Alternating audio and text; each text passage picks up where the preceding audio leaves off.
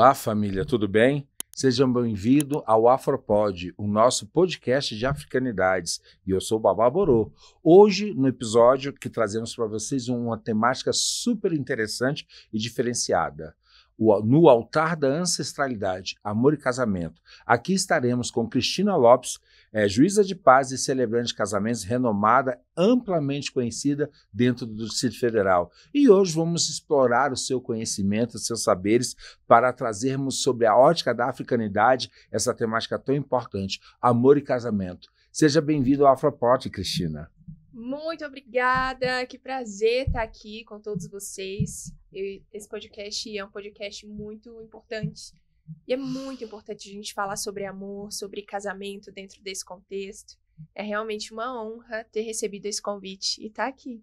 Maravilha, eu fico mais honrado de poder tê-la conosco, sabendo o que você representa dentro da comunidade de Brasília pela sua área de atuação. E eu quero saber de você exatamente um marco inicial. Você é uma pessoa que faz do seu trabalho uma arte. Você consegue dar a sua personalidade e personalizar os eventos que você celebra. Inclusive, eu sou prova disso, né? E eu gostaria de saber, já que você, dentro de uma vida acadêmica tão atuante, graduada em Direito, pós-graduada em Direito e mestranda em Direito, independente da ramificação do que essa área de conhecimento da humanidade está trazendo. Eu gostaria de saber o que te levou, diante desta formação, a buscar ser juíza de paz. Muito obrigada pelas palavras, pelo reconhecimento, pelo carinho. Eu comecei a celebrar casamentos em 2015, eu tinha 24 anos e eu estava recém-formada na faculdade de Direito. Não foi algo que eu busquei, foi algo que chegou na minha vida, uma oportunidade que apareceu, que eu abracei. Eu não sabia o que esperar, eu nunca havia pensado em trabalhar com celebração de casamentos. Durante a faculdade, eu trabalhava como modelo profissional, promotora de eventos, e aí eu já tinha uma proximidade com a área de casamentos como modelo. Fazia bastante trabalhos como modelo para marcas, para estilistas de vestido de noiva. Então, quando eu comecei a celebrar casamentos, eu já conhecia vários dos fornecedores, né? Pessoas que trabalham com penteados de noiva, com maquiagem, com produção, com vestido. Então, quer dizer que a área que você já trabalhava, que era modelagem, você já fazia modelagem para a área de casamentos? Já. Isso por causa da sua beleza trigueira, tão misturada como bem o Brasil tem? Olha, eu trabalhava para diversos tipos de marcas, mas chegou um momento em que os meus principais trabalhos, a maioria deles, era na área de casamentos. Era na moda noiva. Eu acredito que tem a ver com o meu biotipo, sim. Porque a passarela de moda noiva é uma passarela que não é fashion. A gente chama de fashion aquelas modelos que são bem mais magras, mais slim, e uma passarela que é mais corrida, que é mais rápida. A passarela de noiva, ela é mais fluida, ela é mais risonha. E eu ouvia bastante que as pessoas, as estilistas, as lojas, gostavam que eu fizesse esse trabalho para elas, porque por ter um corpo, um biotipo que mais se aproximava das clientes delas, né? Interessante. Por não ser tão magrinha assim, por ter um corpo mais, enfim, mais perto do que aquelas pessoas que elas buscavam. E a nossa audiência talvez não perceba, gente, mas ela é super alta. Então, ela vai se destacar, assim, até na área de modelagem, né? Buscam-se modelos que sejam altos, que deem esse destaque, né? Mas interessante, você começou na área de modelagem, apesar da sua formação acadêmica ser direito, mas depois, para buscar a atuação dentro do direito, você buscou a área de casamento. Eu acho que o universo já estava conspirando para isso, né? E como foi essa primeira experiência dentro do juizado de paz, a gente pode falar assim? Dentro da justiça de paz, né? Justiça de paz. O meu primeiro casamento foi um casamento civil interno, que é o casamento que acontece dentro do cartório, aquele casamento mais rapidinho, normalmente mais formal, mas desde o início eu tive como um objetivo fazer com que aquele momento fosse um momento emocionante, fosse um momento único para aquelas pessoas. O primeiro cartório que eu trabalhei foi um cartório que ficava numa região administrativa onde as pessoas elas têm um menor poder aquisitivo, e eu percebia que aquele casamento no cartório era um grande evento para muitas dessas pessoas, que elas produziam muito, levavam toda a família. E eu pensava, né, nossa, eu preciso fazer com que esse momento seja realmente especial, porque essas pessoas merecem, esse evento aqui para elas é único, mesmo sendo no cartório, mesmo sendo rápido. Então eu pensei muito em como que eu ia fazer um discurso para essas pessoas, um discurso que fosse rápido, porque afinal o casamento no cartório é rápido, um discurso que fosse emocionante, um discurso que fosse tocante, que eu pudesse dialogar com todas as individualidades das pessoas, porque eu iria atender pessoas diferentes, porque cada um é único, cada um tem sua história que é única. Dentro do cartório eu não tinha conhecimento das histórias individuais, mas eu pensei, se eu falar sobre amor, sobre carinho, sobre respeito, relacionamentos saudáveis, essas são temáticas que são importantes para todo mundo. Então, seja lá qual for a particularidade das pessoas que eu vou estar atendendo, essas temáticas vão ressoar com elas. Isso é bem interessante, porque o que você acabou de dissertar para a gente é a sua marca. Você consegue fazer de um momento único uma personalização de memórias, de eventos e de sentimentos. Inclusive, todo mundo destaca e todo mundo te busca por isso. Talvez por essa questão você seja tão destacada dentro do cenário de casamentos em Brasília. E isso, essa ideia, essa percepção, foi uma intuição sua ou uma vontade era latente, ou como você acabou de falar há pouco, já que era um casamento onde pessoas buscavam um cartório, uma coisa a princípio mais esguia, menor, né? Mas você queria criar aquele momento mágico para todo mundo, até porque é o sonho de toda mulher, né? Que o casamento seja o quê? Um conto de fada, um momento de Cinderela, né? E é isso que você buscou? De onde originou essa sua personalidade e essa sua particularidade de trazer ao casamento um momento único e memorável como você faz? Foi uma coisa natural, foi uma coisa intuitiva. A princípio, eu tinha essa ideia de fazer com que aquele momento fosse um momento agradável para todos os presentes, que as pessoas se identificassem com aquilo que eu estava falando, por mais que fosse um casamento no cartório e rápido. Por isso, a escolha de falar sobre amor, carinho, respeito e relações saudáveis. Mas eu fiquei um pouco perdida no início, mas eu só tinha certeza de que eu precisava falar sobre amor e eu queria muito passar a ideia de que o amor é para todo mundo. Então, por isso, quando eu começo a divulgar o meu trabalho nas redes sociais, no Instagram, eu já fazia casamentos, tinha 3 anos e não divulgava. Quando eu comecei a divulgar, já foi também nesse início com a ideia de mostrar casais diversos, casais diferentes, seja enfim, casais que fossem diferentes, para que eu passasse a ideia de que o casamento é para todo mundo, de que o amor é para todo mundo. Uma coisa que eu observava até na minha trajetória como modelo profissional é que nos desfiles, frequentemente eu era a única modelo negra, às vezes tinha mais uma no máximo, mas as modelos eram em sua maioria brancas. E quando a gente pesquisa sobre casamento no Google, sobre o termo noiva na internet, a gente vê um padrão quase que unânime, né, de pessoas que estão ali nessa posição, de casamentos religiosos dentro do cristianismo, de mulheres brancas, de pessoas jovens. E eu queria mostrar, então, que o casamento é para todo mundo. Então, que pelo menos na minha rede social tivesse mais essa diversidade, né? Porque o amor é para todo mundo, não excluindo, claro, as pessoas que têm uma estética padrão de forma alguma, mas que os outros corpos, que as outras vivências também estivessem presentes. Porque o amor é para todo mundo. A princípio foi isso. Muito interessante sua fala, porque traz exatamente o que a gente percebe, que é essa multiculturalidade e diversidade dentro do seu trabalho. E eu já ia perguntar se a sua experiência e formação trouxeram para você esse insight, mas você já acabou de discorrer, porque você estava num universo extremamente, né, branco normativo, que até então é o que dentro da modelagem que a área de cerimônias faz, e você, uma das poucas negras que apareciam dentro desse universo.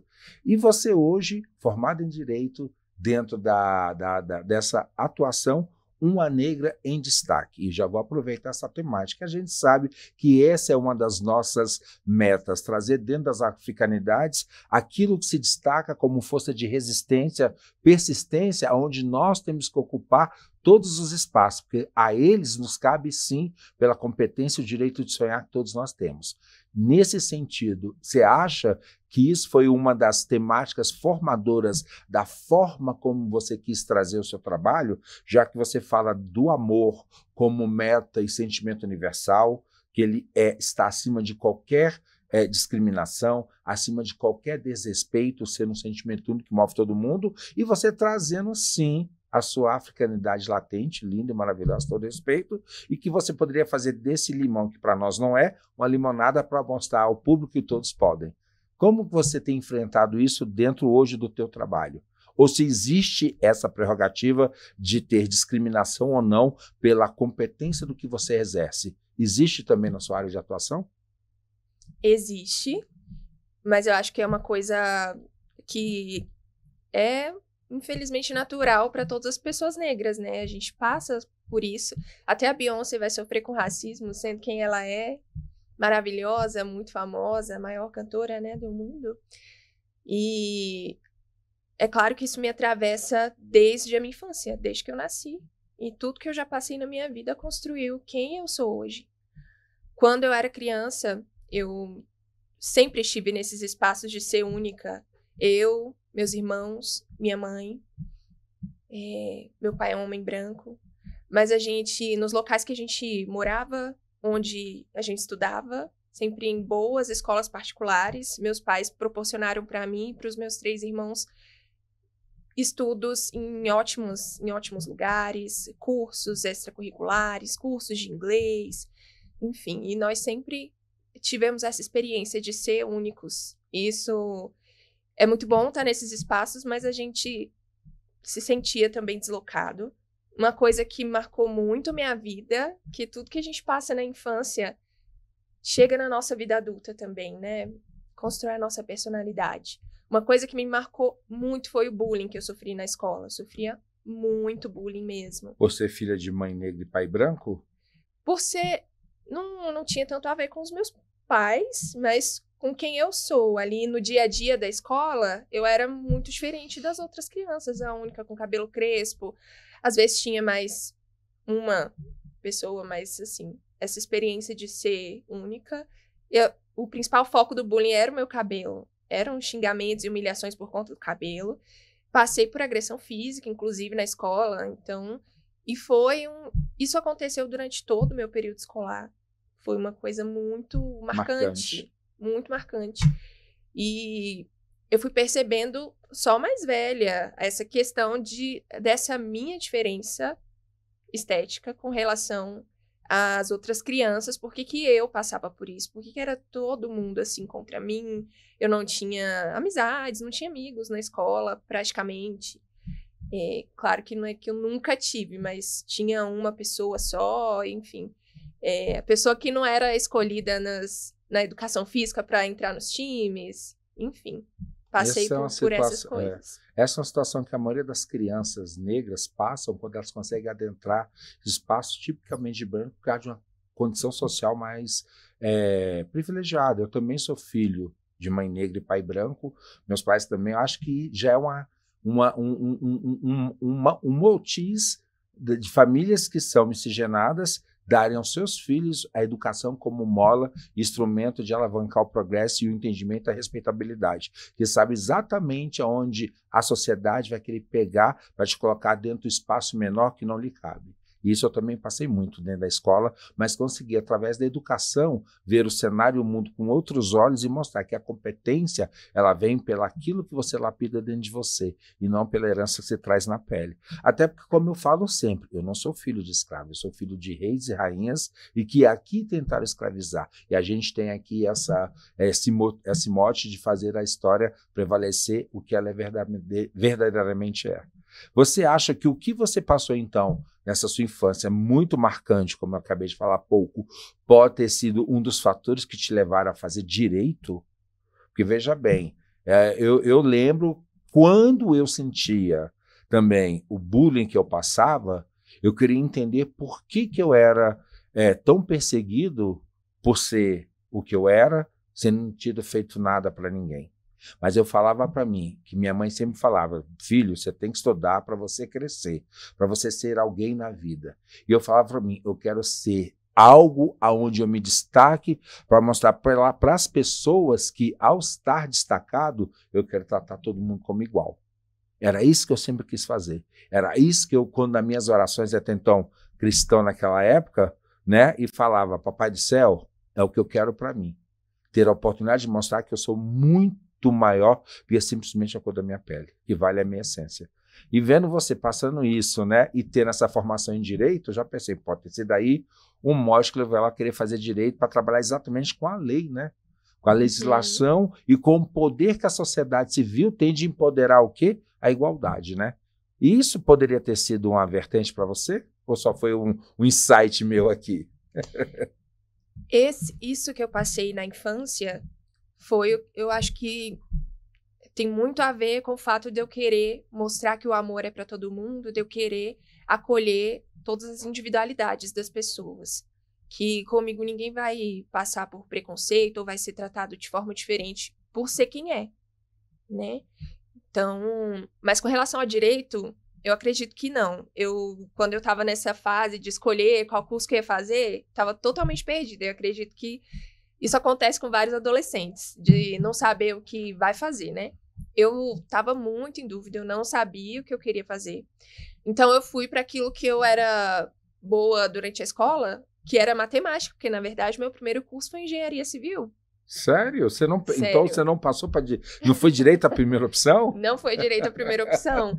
Foi engenharia civil. Aí eu entrei, eu fiz algumas aulas, eu não cheguei a completar o primeiro semestre, porque eu já percebi que eu não gostei, né? Não me identifiquei.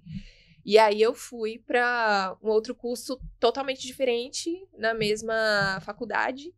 Tentei ali entrar ainda no primeiro semestre, porque como não tinha concluído, apesar de eu já ter perdido algumas aulas ali do primeiro semestre, eu consegui. E quando eu entrei, eu não tinha essa convicção ou noção da importância do direito, mas eu me identifiquei. Quando eu entrei e eu comecei as aulas, eu me identifiquei bastante, eu gostei da área. Olha que interessante. É porque acho que você já tinha dentro de você essa Joana d'Arc embutida, né? Essa defensora, né, dos valores, né, das ditas minorias, ou então ser uma porta-voz para quem não tinha voz. Que eu vejo muito isso dentro do que você faz. E pegando a temática um pouquinho agora daquilo que você faz.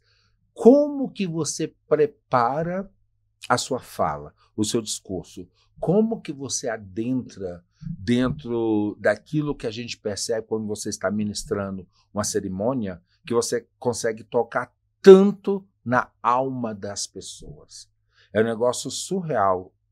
Audiência, se vocês não tiveram a oportunidade, por favor, vejam, depois nós vamos passar ao final do episódio o Instagram da Cristina Lopes para vocês seguirem o dom que ela tem, porque é maravilhoso. Você consegue fazer do diferencial a igualdade. E quando você está falando, é sério, parece que não é você. Tem algo superior que está ali. Por isso que encanta tanto. E como é que é a elaboração desse seu papel? Como é que isso transcorre no dia a dia quando um casal vai chamar você para contratar o seu serviço? Eu sou juíza de paz e sou celebrante de casamentos. Então, como juíza de paz, eu faço casamentos civis. Como celebrante, eu realizo cerimônias sociais, simbólicas, personalizadas. E sejam casamentos civis ou cerimônias simbólicas, eu uso muito da minha intuição, do meu sentimento. Frequentemente, faço meditações para que eu me conecte com as melhores palavras a serem usadas. Quando a gente medita, a gente entra num estado alterado, porque a gente acalma nosso sistema nervoso. A gente acalma nosso sistema nervoso e consegue captar mais coisas, né? Então eu uso bastante disso, mesmo quando eu não estou fazendo cerimônias que são personalizadas. E sempre na ideia de passar aquilo que as pessoas precisam ouvir, aquilo que é bom para todos nós, aquilo que eu desejo para mim, para minha vida, para as pessoas que eu amo. Também é o que eu desejo para as pessoas que eu atendo, né? Para os noivos e noivas, os quais eu atendo. Então, eu desejo que todos tenham um relacionamento onde haja liberdade para que você possa ser quem você é, para que você possa transmutar quantas pessoas a gente é ao longo da vida, porque a gente vai mudando nossa forma de ver a vida, a gente vai se curando de tanta coisa, a gente vai crescendo, abrindo as nossas asas ao longo da vida. É verdade. Falar sobre amor, sobre a importância do respeito, sobre a importância do carinho, isso é realmente muito importante. E uma coisa que é muito importante também é a vibração com a qual eu procuro falar. Procuro fazer os meus discursos, porque a vibração ela é muito importante. Tudo é vibração, né? A vibração do amor é a vibração do divino. Então, quando a gente se permite amar, quando a gente se permite sentir amor, é quando a gente se permite estar mais perto da fonte criadora, quando a gente se permite estar mais perto das altas esferas. A vibração, quando a gente toma uma atitude, quando a gente tem uma fala, quando a gente age em determinada vibração, a resposta que a gente tem da vida, ela é nessa mesma vibração. Então, quando a gente está com raiva, quando a gente está triste, frustrado, quando você está com raiva e você está conversando com alguém, você está discutindo, frequentemente você fala alguma coisa da qual você se arrepende, mas já está dito. Isso é verdade. A gente, por isso, tem que medir muito política de consequência, porque uma palavra proferida, ela não volta atrás. E o que a gente tem que procurar fazer é exatamente pensar, né? A gente fala que o pensar, o respirar é fundamental, para que a gente não seja impossível em nossas falas e que a gente consiga ter pensamento conciso, que a palavra tem poder. E nesse sentido em que você falou, a gente percebe uma espiritualidade muito aguçada. Até a forma como você fala, você se emociona. Eu acho que realmente você tinha que estar no que você faz com tanta propriedade. E essa questão da sua espiritualidade, que a gente percebe na sua fala, você falou em frequências, em buscar o amor como fonte criadora do divino, ao qual todos nós somos filhos, né, o Deus Criador. E já que falar em casamento também perpassa por a necessidade desse casal ter uma origem religiosa, até porque é comumente exercido e professado na sociedade, né? Você vai falar em casamento, por mais que possa ser um ato civil, ele perpassa por uma necessidade religiosa que os nubentes ali têm. Isso para você é preponderante ou independe? Naquilo que o casal professa, você se adequa no seu discurso? Independe. Eu vou me adequando à realidade de cada casal. Casamentos... Independe. Eu tenho noivos e noivas de diversas crenças e pessoas que são ateus também, ateias. Ateus e ateias, né? Independente disso, independente da religião, da crença de cada um, a qual eu respeito muito sempre, o amor é a base de tudo. O amor é o meu foco, né? Falar sobre amor é o principal. Por isso que eu atendo muito evangélicos, católicos, pessoas de religiões afro-brasileiras, afrodescendentes, de matriz africana, né? Religiões de matriz africana, pessoas que não têm crenças religiosas. Eu atendo todas elas com o mesmo carinho, com o mesmo respeito, com a mesma atenção e dedicação. Agora você me puxou uma curiosidade, porque você falou até em ateus. E quando você vai agora, um pouquinho até fora do tema, que eu não vou aguentar, gente, por favor, você já me conhece, né? Então vamos lá. E nessa questão de você fazer um atendimento a um casal que possa ser ateu, você chega a falar no Ser Supremo, em Deus, ou você tenta passar uma mensagem subliminar? Como é que é isso? Não falo. Já tenho a ideia de que um ateu não acredita em Deus, não tem porquê eu estar falando sobre isso com essa pessoa, né? Mais uma vez, a importância é falar sobre amor, sobre carinho, sobre respeito. Eu não falo em respeito a essa pessoa mesmo, e porque o casamento ele não precisa estar ligado à religião. O casamento civil é um ato civil, né? Tem a ver com a organização dos bens, com, enfim, o efeito civil para nossa vida que essa cívica, união vai gerar, né? Que essa união vai gerar. Uhum. E a gente não precisa falar sobre religião para falar sobre o amor. Eu acredito que o amor está muito além de qualquer religião. Maravilha. Essa é uma verdade que eu também professo igual. E amar significa deixar ser, respeitar, né? Que é aquilo que a gente precisa e deixar que seja livre entre as pessoas que sentem e coadjunam dessa mesma emoção. Aproveitando essa deixa que você falou há pouco, onde você vai trabalhar dentro da tua área diversas possibilidades religiosas e até casamento de matriz africana, afro-brasileiro ou africano. Você já teve alguma experiência de ter celebrado um casamento de tradições de matriz africana ou não, ou diversos ou misto? O que você tem para mostrar para gente? Abre essa cumbuca com respeito à Lei Geral de Proteção dos Dados, né? Vamos falar do milagre, mas não contar o santo, né? Porque a gente tem que respeitar as pessoas, mas a gente gosta de uma fofoca construtiva. Diga lá para gente, Cristina, se você já teve alguma experiência de casamento, celebrações dentro das religiões de matriz africana. Eu já tive, sim. Tive uma experiência muito legal, que a cerimônia ela foi toda construída com base na fé que os noivos têm nos orixás. Olha. E são noivos que já passaram pela Umbanda, pelo Candomblé, por Ifá, né? Pelo culto Yorubá, que é a tradição africana. E eles colocaram elementos dos orixás na cerimônia. Por exemplo, na hora do cortejo, teve a entrada de uma criança florista, em tese, mas que a florista, em vez de jogar flores, ela jogou doces para os herês. Nossa, que maravilha! Foi muito legal, muito diferente. Gente, que afirmação de identidade cultural. Ao invés de jogar flor, jogou doce perê. Eu não estava nesse casamento. Se eu tivesse, tinha me esbaldado.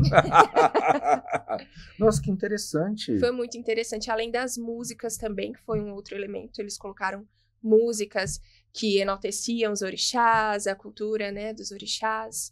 Para além daquilo que eu falei no discurso, essa era uma cerimônia sem efeito civil, uma cerimônia simbólica. Então, eles pediram para que eu falasse sobre os orixás, pediram para que eu falasse sobre a história deles dentro da mediunidade, porque os dois são médios que incorporam entidades, então tem tudo a ver com a história deles, né? Olha que então bonito. Foi muito bonito, muito interessante. Nossa, que muito interessante você trazer essa experiência e de que a gente, dentro das religiões, das tradições afro-brasileiras, ter pessoas que dignificam a sua origem, porque o que a gente encontra muito, gente, pessoas que se dizem de axé, mas na hora de fazer suas celebrações, buscam ritos que são de outra cultura, até por causa de uma imposição social, mas não. Somos de axé, se é de axé diz quem é, como eu sempre exalto, e nós temos sim os nossos ritos de passagem, nós temos sim as nossas celebrações, e isso você está me contando, nossa, para mim é tão gratificante e enche meu coração de felicidade, saber que tem pessoas que entendem esse processo originário e que se fazem pertencente dele e que utilizam os mecanismos que deles fazem parte. E o melhor, te colocou então para estudar, né? Para você trazer o seu enredo, a sua fala, o seu discurso sobre os orixás. Como é que foi esse mergulho para você, para conseguir enaltecer o pedido desses noivos? Que interessantíssimo. Bom, eu entrei na página do Odudua, do culto Yorubá, e eu vi muitos vídeos do Baba King sobre os orixás aos quais eles se afinizavam mais. E eu trouxe esses elementos, essa sabedoria dos orixás, essa sabedoria ancestral, para colocar essas mensagens no discurso. Eu gosto de todos os meus discursos falar algumas coisas para fortalecer as pessoas, para aumentar a autoestima delas, para reforçar a autoestima delas com relação a quem elas são, que elas tenham orgulho de quem elas são. Então, eu falei, por exemplo, com relação a Ifá, que é o orixá do destino, que as pessoas elas têm uma única flecha, que a nossa vida, né? Que essa flecha ela tem que ser atirada com muita sabedoria na direção certa e que eles estavam atirando essa flecha na melhor direção, que é na direção do amor que eles sentem um pelo outro. Então eu fui entrelaçando essas sabedorias dos orixás com a história deles, com a importância de amar, com a importância do amor, do carinho. Nossa, que interessantíssimo. Você buscou do mito dos orixás, dos itanos, das lendas e construiu essa narrativa tão bela de acordo com a história do casal, né? E você veio falar exatamente de Ifá, o orixá do destino, da sabedoria, aquele que traz ao homem a possibilidade de, na sua encarnação, conhecer a si mesmo. E quando você une com outra pessoa, é como se destinos que se unissem formassem uma terceira opção, uma terceira via que tem que ser construtiva em prol daqueles que fazem aquela comunidade. E nesse casamento tinha outras pessoas, você viu que, lógico, deve ter sido uma celebração, né? Uhum. E as pessoas receberam isso muito bem? Como é que foi? Que deve ter sido espanto para todo mundo. Foi uma cerimônia que eu acredito que para muita gente foi muito diferente, porque tinha ali os familiares deles, que não são, assim, dos orixás, né? Não são Olha. dessa mesma crença. Tinham os familiares e amigos. Tinha algumas pessoas que, sim, estavam mais familiarizadas e outras não. Mas eu acredito que todo mundo se sentiu muito em casa, muito pertencente, que gostou muito de estar naquele momento. Quando a cerimônia acabou, recebi diversos elogios, diversas pessoas vieram falar comigo, falar que gostaram bastante. Eu sei que nem todo mundo que estava lá era dos orixás, algumas pessoas eram e outras não.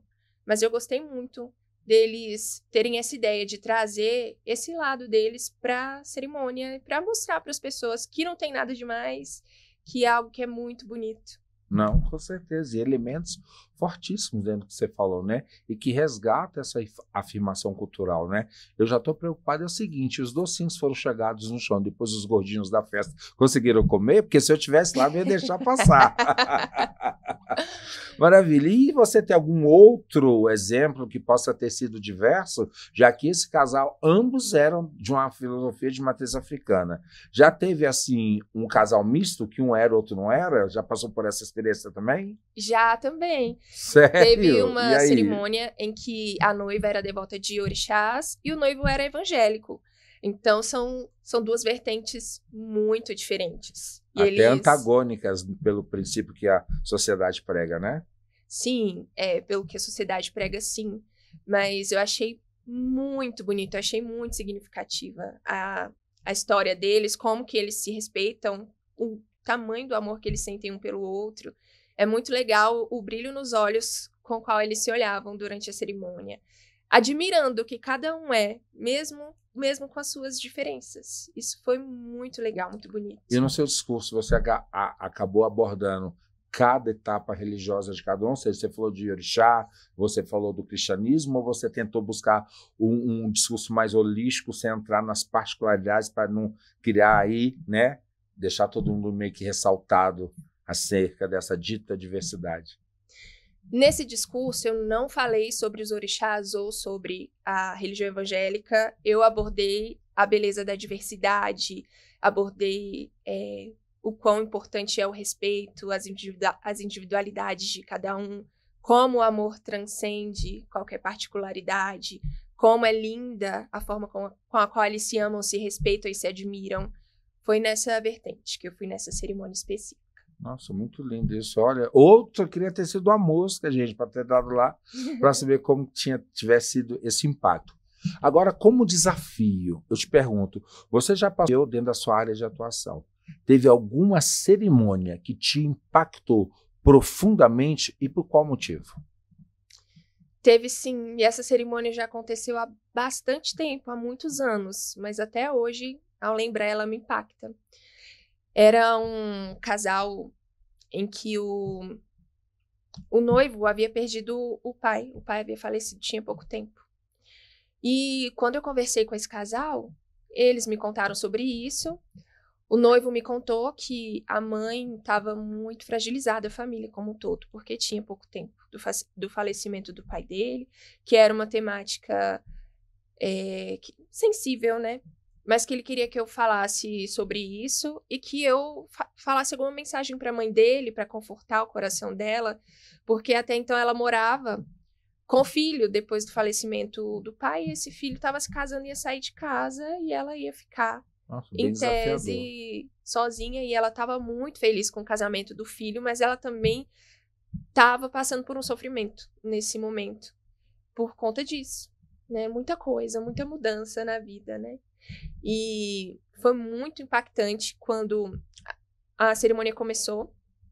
O noivo fez a entrada dele, ele ficou lá pertinho do altar, perto de mim, aguardando a entrada da noiva, e ela veio junto com o pai dela, assim, de braços dados. E quando eles chegaram lá na frente do altar, é comum que o pai da noiva cumprimente o noivo, cumprimente a noiva e depois se encaminhe para o lugar onde ele vai ficar sentado durante a cerimônia. Que é o padrão dentro da ritualística, né? É o padrão. E quando ele abraçou o noivo, ele falou baixinho no ouvido dele.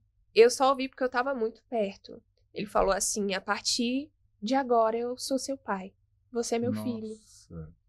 E eu fiquei muito emocionada, porque eu sabia da história por trás, né? Que o pai dele havia falecido tinha pouco tempo. Enfim, foi muito marcante como ele foi acolhido, né? Nossa, então, essa cerimônia me marcou muito. Foi muito linda. É impactante. Só de você falar, a gente já sente a emoção no ar, né? Uma dúvida aqui agora, ou para você me esclarecer. A partir do momento que teve esse casamento dentro da religião afro-brasileira, o casal permitiu você divulgar essa cerimônia como a cerimônia afro-brasileira realizada, ou a celebração de um casamento de pessoas de filosofia afro-brasileira, ou você só divulgou como um casamento padrão, ou se foi permitido divulgar? Por que eu estou perguntando isso, Cristina? Porque para nós é muito importante hoje a influência das mídias para ressaltar e trazer a beleza de casais que consigam celebrar o seu casamento e o seu enlace dentro das suas tradições. Aí eu estou te perguntando se esse casal chegou a divulgar isso de forma aberta ou só ficou ali naquele momento único e exclusivo. Com certeza memorável. Esse casal permitiu, sim, que fosse divulgado. Olha, que ótimo. Quando eu fiz a cerimônia, eu gravei, eu postei tudo nos stories, foram bastante stories. Vamos ver os stories de Cristina Lopes, gente. Isso é um marco. A gente tem uma juíza de paz, celebrante de casamento, que promoveu, né, a realização de um ato, né, uma cerimônia dentro de tradições de matriz africana, e que isso não pode estar velado. Isso aí tem que estar nos 4 cantos do universo, com certeza. Essa cerimônia eu fiz como celebrante, era uma cerimônia simbólica. Eu ainda não postei no feed, porque quem aí divulga seu trabalho nas redes sociais sabe que não é fácil, então tem alguns vídeos que eu ainda preciso postar. Mas nos stories, no dia eu postei. Com relação à autorização de uso de imagem, é uma coisa que eu peço com antecedência para os casais. A maioria concede autorização e alguns não. Eu acredito que é porque tem pessoas que preferem manter no anonimato, né? Mais reservada, né? Mais reservado. Isso eu procuro não julgar, eu respeito. É sempre importante para a minha divulgação, porque eu quero divulgar o amor e porque é importante também para todos os trabalhadores. Hoje em dia tá nas redes sociais, né? Não, eu acho fantástico. Divulgar nosso trabalho. Então, esse casal autorizou, sim. Não, e maravilha. E você, como a gente tá vendo, você traz um trabalho muito aberto, amplo e diversificado dentro da diversidade de que a nossa população possui e da diversidade do que o amor traz enquanto enlace de corações. Olha, falei até bonito, hein? Nesse sentido, eu já andei pesquisando nas suas redes que você faz muito casamento LGBTQIA+. Isso já está se tornando uma marca para você por causa dessa forma personalizada que você fala, ou já foi uma vertente que você quis trabalhar? Conte um pouco mais sobre isso para a gente, por favor. Eu acredito que se tornou, sim, uma marca registrada, mas não é de agora. Eu celebro casamento já há 10 anos, isso já tem bastante tempo.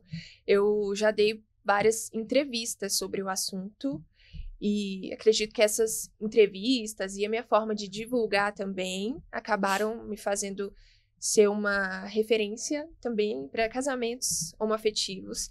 Eu acredito que ainda hoje não são todos os fornecedores que atendem com respeito, com carinho, e eu busco fazer isso, né? E divulgar que eu faço.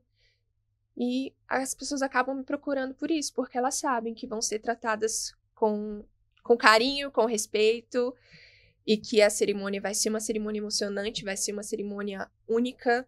Creio que todas as entrevistas que eu já dei sobre o assunto também colaboraram para que eu acabasse ficando mais conhecida na área. Já escrevi também artigo sobre o assunto. Não, a gente vê que você tem um destaque muito grande, a própria comunidade LGBTI, que a mais te recebe de uma forma muito carinhosa, exatamente porque você é o que você faz. Carinho, amor em pessoa. Gente, o Oxum aqui hoje está reinando, né? A deusa da amabilidade. Agora, perguntando para você, que é uma curiosidade que eu tenho. Como você falou, você faz a parte da juíza de paz em cerimônias civis oficiais dentro do cartório, ou pode ser também fora do cartório? Os casamentos civis também podem acontecer fora do cartório. Existe o casamento civil interno, que é aquele que acontece dentro do cartório, e existe o casamento civil externo, que acontece fora do cartório. Já que a gente está falando de diversidade, quer queira, quer não, a gente sabe como é o preconceito aí fora, eu vou perguntar. Dentro do ambiente interno, você não serve como, por exemplo, de discussão que a gente viu que você é um amor em pessoa, mas existe respeito pela parte dos outros profissionais que trabalham com essa temática da homoafetividade quando vai ter união civil? Como é que esse assunto, eu sei que é delicado, não quero te colocar isso no de bico, mas eu quero ter uma visão da Cristina Lopes pelo papel de enfrentamento que você já faz, pela sua história que você já falou, e por você ser essa desbravadora que está conseguindo quebrar fronteiras, né? Desbravar fronteiras e quebrar paradigmas contra aquilo que é a liberdade que todo ser humano tem. E com certeza você já deve ter passado por inúmeras situações. Mas como isso ainda é visto hoje no contexto do direito civil? Na verdade, o casamento civil homoafetivo, hoje em dia, existe uma regra positivada, não é permitido. Hoje em dia, com relação ao casamento civil homoafetivo, hoje em dia existe uma regra positivada, uma resolução do CNJ, que ela é datada de 2013.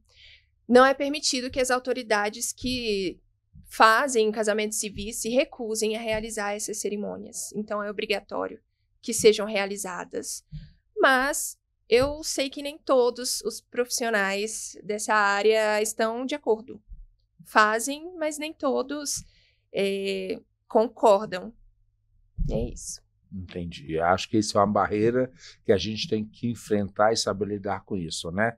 Eu aprendi desde cedo, e dentro da própria minha religiosidade, diz que a melhor regra da boa convivência é saber lidar com as diferenças, né? E o amor é base para isso mesmo, como você tem discursado aqui para nós, tá?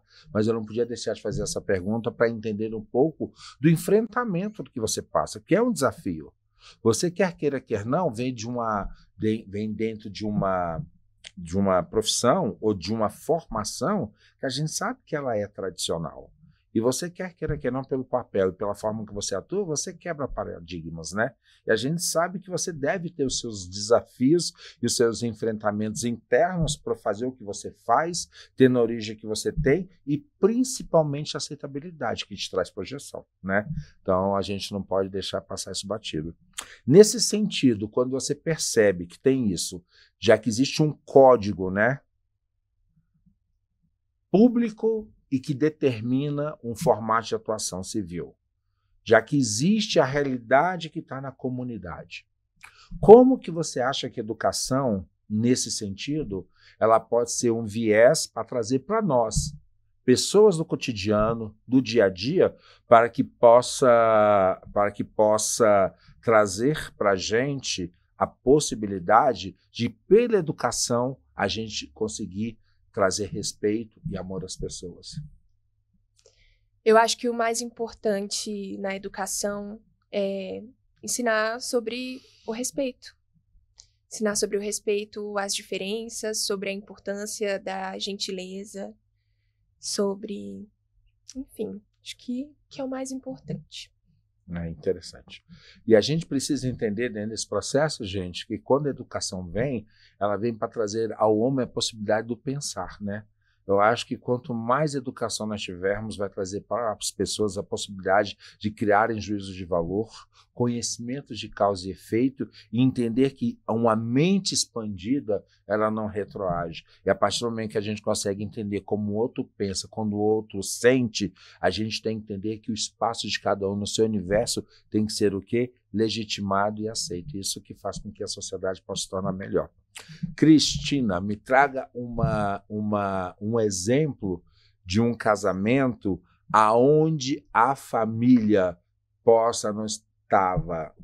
pode não ter estado convergente com a cerimônia e que a partir da sua fala, a partir daquela interação, você viu que o ambiente se transformou. Porque nem toda celebração que você vai, acho que está todo mundo ali num ambiente único e salutar. Já existiu algum ambiente que você sentiu uma certa animosidade, que você sentiu um peso maior para trazer o seu discurso, a sua fala? Isso acontece bastante, infelizmente, nos casamentos LGBT, QIAPN+. É comum dos casais me relatarem esse tipo de dificuldade, de algum familiar que não concorda, de algum familiar que é contra o casamento. E eu vejo que isso traz bastante tristeza, isso traz sofrimento para esses casais. Mas com muita coragem eles vão em frente e vão celebrar o seu amor.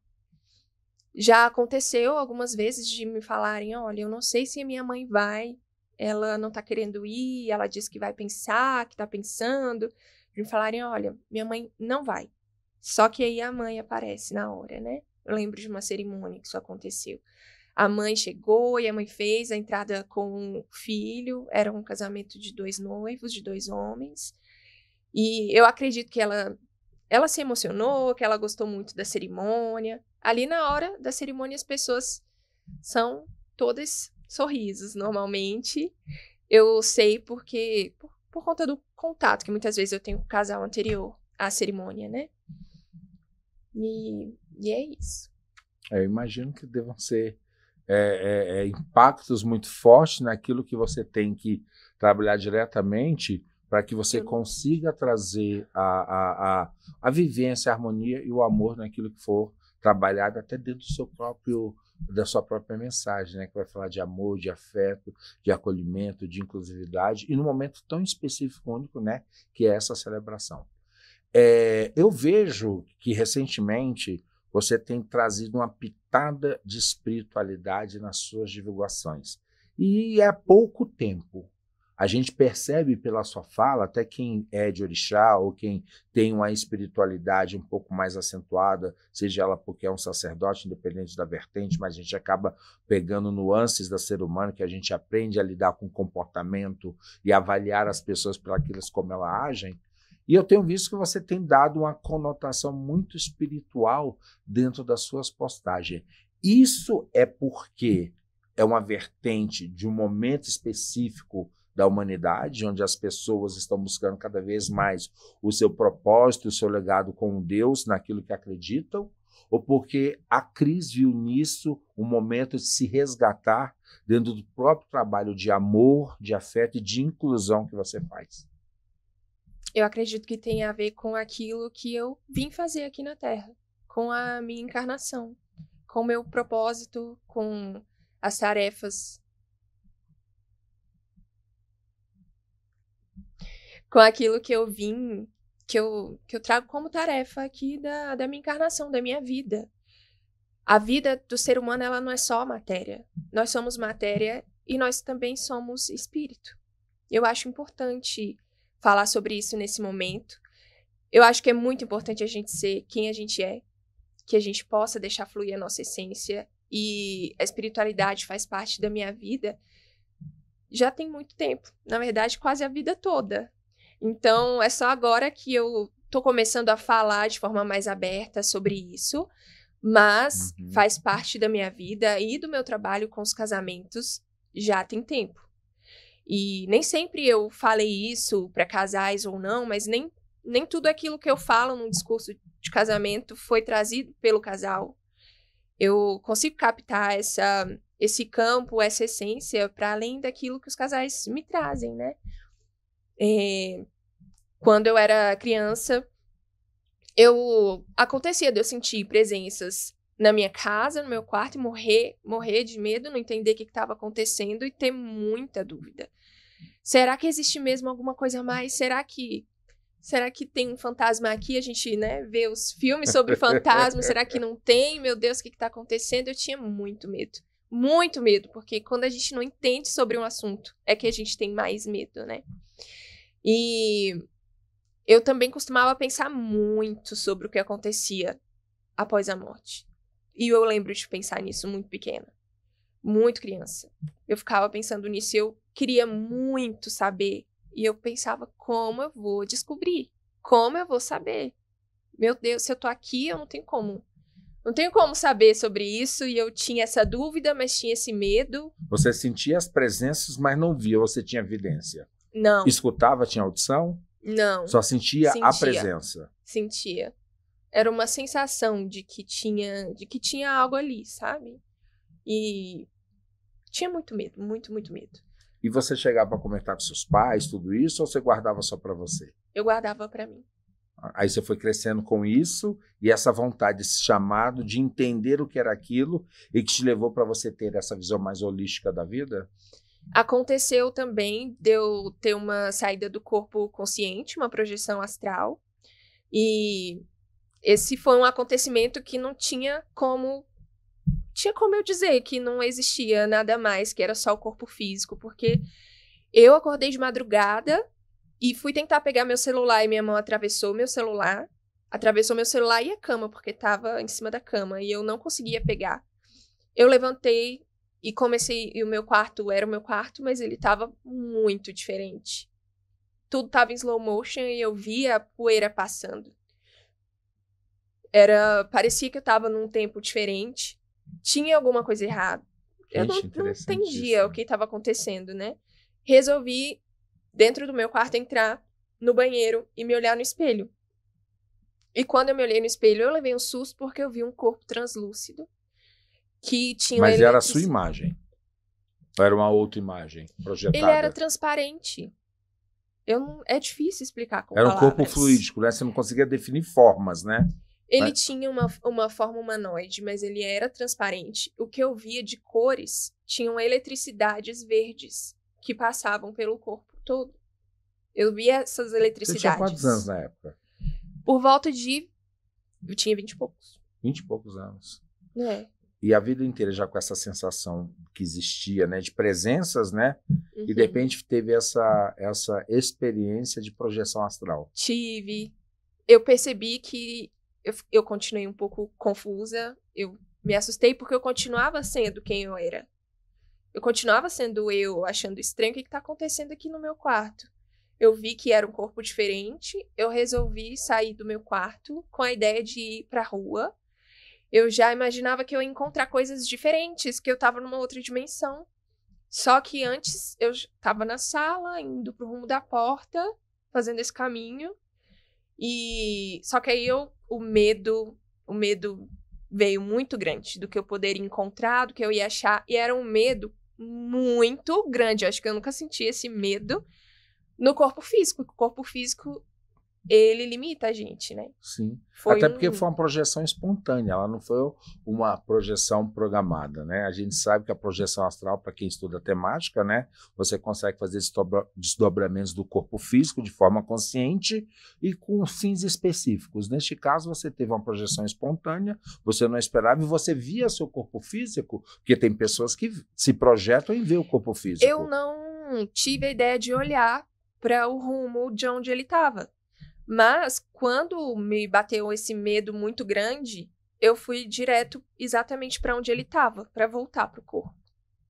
De alguma forma, eu sabia que o meu corpo físico estava lá e que eu deveria voltar para ele. Você estava com a consciência expandida, mas não perdeu a consciência, né? Era uma consciência expandida, ao mesmo tempo que eu tinha minha consciência também humana, morrendo de medo e cheia de dúvidas, sem saber o que estava acontecendo. E eu lembro de tudo. Eu lembro dessas imagens muito vívidas. Eu não sou uma pessoa que lembro dos sonhos tão nitidamente assim. Era muito diferente de um sonho. Porque depois vem a fase de eu buscar entender o que tinha acontecido. E por que tinha acontecido, né? Tinha acontecido. E só aconteceu uma vez até hoje ao longo da sua história? Aconteceu outra vez também, mas essa vez que eu contei foi a mais nítida. A outra parece que eu não tinha tanta permissão de trazer todas as lembranças, porque eu tive uma interação com outro ser, com uma mulher, eu conversei, a gente teve conversas muito profundas. É uma mulher que cuida de mim, é um dos meus guias. Uma mentora, digamos assim, né? Uma mentora, sim. A gente conversou, a gente andou por locais muito bonitos, cheios de natureza. Eu lembro direitinho de eu saindo do meu corpo muito devagar, flutuando, e ela estava junto comigo. Aí eu fui acompanhada em todos os momentos, né? E a gente conversou, só que é como se eu não tivesse tido a permissão de trazer todas essas lembranças. Eu lembro uma perspectiva, assim, da conversa, dela me encorajando para que eu fosse forte e para que era, falando que era normal me sentir insegura, porque até ela, sendo minha mentora, às vezes se sente insegura.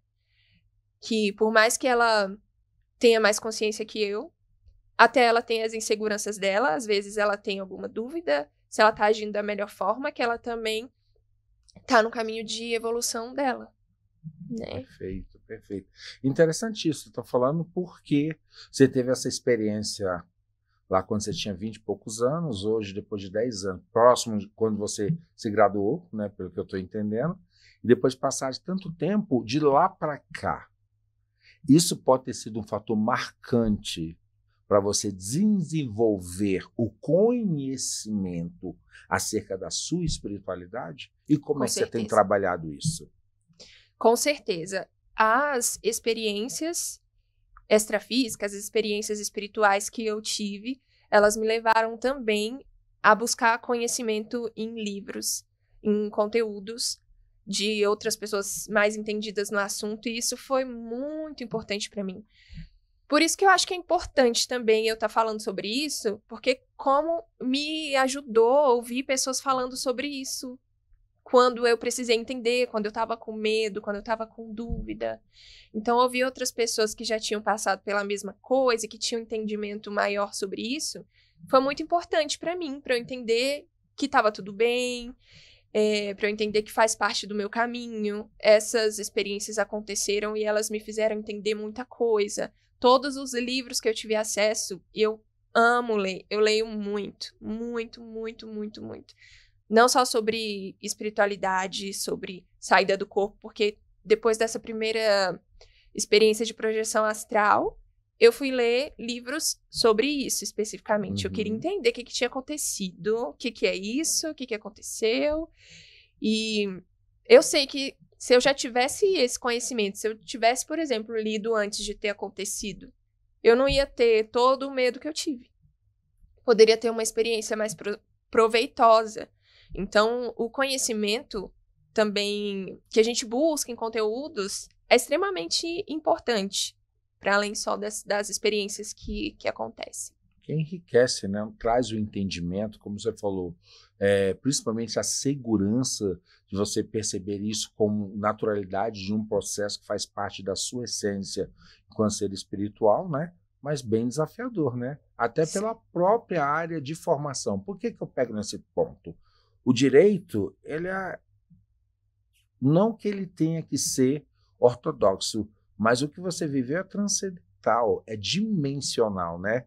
E você traduzir, eu acho que para você falar o que você fala, fazer o que você faz, volto a toda dessa minha observação. Você tem uns insights que são muito diferenciados. Talvez esse é um papel muito diferenciado que a sua própria espiritualidade lhe traz. Mas por que este momento? Por que agora?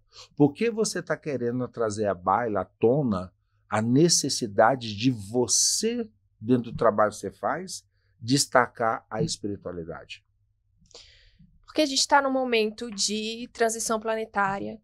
A gente está num momento muito importante com relação ao planeta Terra. O planeta Terra está se desenvolvendo, está passando pelos seus processos. E nós, como seres que moramos nesse planeta, nessa casa, nós também estamos passando por essa mudança, né? A transição planetária não é você sair da terceira dimensão e chegar na quinta como se fosse um outro lugar físico, onde você tá indo para chegar. É uma transformação interna. Tá tudo dentro, né? E a gente perceber que a gente é mais do que esse corpo físico é extremamente importante para que nós sejamos seres mais completos. Nós somos matéria e nós também somos espírito. Nós estamos passando por uma experiência de aprendizado. E são mensagens espirituais e insights, meus guias me falando que está na hora de você falar. Talvez até demorei, porque a gente tem esse receio com relação ao social, a como as pessoas vão... O preconceito, né? Das como pessoas as pessoas quererem vão ouvir, te taxar ou diminuir naquilo que você faz, né? Como que... Será que isso vai atrapalhar a minha vida? Como que as pessoas vão me ver? E tudo. Eu acredito que você me entende muito também com relação a isso. Porque a ideia desse podcast, com certeza, ela já vem de mais tempo e ela aconteceu agora. Mas também, se foi agora, é porque é para ser agora, é porque é o momento para isso, né? Mas é a hora de eu falar. E você sobre falou isso. uma coisa bem importante. Eu acho que, mais uma vez, é você romper fronteiras, né? E passados 10 anos, mais de 10 anos dessa sua brilhante carreira, eu acho que você chegou num patamar que te traz essa eloquência e essa certeza de que o momento é agora, né? E te incomoda, claro, porque a gente está dentro dessa visão social que a gente passa, onde a materialidade ocupa um espaço muito grande dos nossos pensamentos, nossas ações e das nossas responsabilidades. A gente fica em dúvida até que ponto a gente pode se desmistificar de preconceitos e trazermos a essência do que somos a todo mundo, né? E você, por estar demonstrando isso hoje, você tem passado por algum preconceito, seja no seu trabalho ou com as pessoas que cercam e participam do seu dia a dia? Até então, não. É como se eu estivesse falando agora mais publicamente, porque quem convive comigo, quem é meu amigo, sabe que não é só num vídeo na rede social, não é só aqui nesse podcast.